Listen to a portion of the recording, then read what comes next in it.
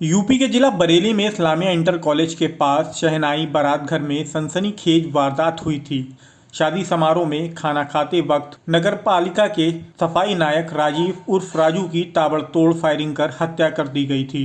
वारदात के पीछे नगर निगम के गैराज में तैनाती को लेकर रंजिश चल रही थी। उसी में राजू को घेर कर ये जानलेवा हमला किया गया था।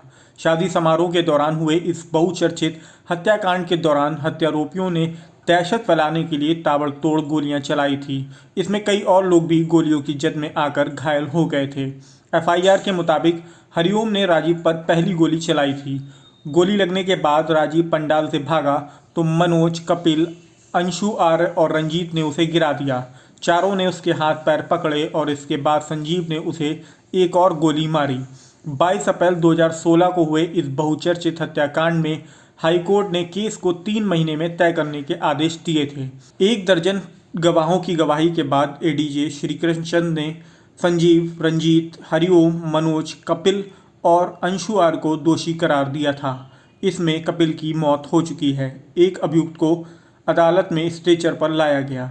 एडीजे ने 5 अभियुक्तों को उम्र कैद और 50-50 हज़ार जुर्माने की सजा सुनाई है। इस दौरान कोर्ट परिसर में बाहर भारी फोर्स तैनात रहा। सजा होने के बाद पुलिसकर्मी घेरा बनाने के बाद उम्र कैद की सजा पाने वालों को जेल ले गए।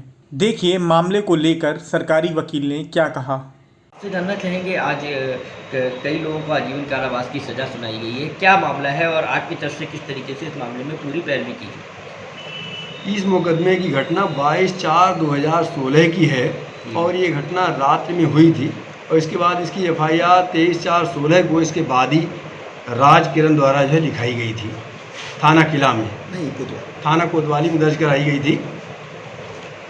और इसमें मुख्य विवाद की वजह ये थी कि ये दोनों सफाई नायक थे। पहले उसको स्थानांतरित करके इसको उस पद पर भेज दिया गया था जो कि मृतक था।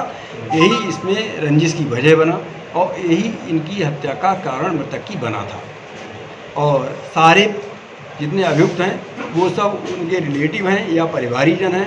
तो एक सुनियोजित षड्यंत्र के तहत जहां विवाह समारोह में गया हुआ था वहीं विवाह समारोह में घुस करके ही इसकी ताबड़तोड़ फायरिंग करके हत्या की गई थी।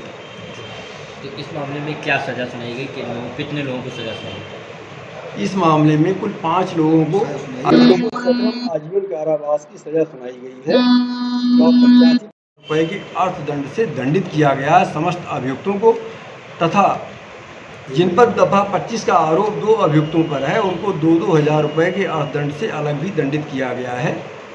तो कुल मिलाकर के 2 अभियुक्तों को 87,000 रुपये अर्थदंड प्रत्येक अभियुक्त व 3 अभियुक्तों को 85-85 हज़ार रुपये के अर्थदंड व सभी 5 अभियुक्तों को सश्रम आजीवन कारावास से दंडित किया गया है।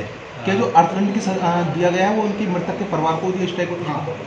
उस मुआवजा 1/2 जो भी अर्थदंड अधिरोपित किया गया है उसकी वसूली होने पर उसका आधा मृतक के आश्रितों को दिया जाएगा। यही आदेश माननीय न्यायालय में ने पारित किया है। कितनी गवाहों की इसमें गवाही कराई गई और कितना समय लगा इसको?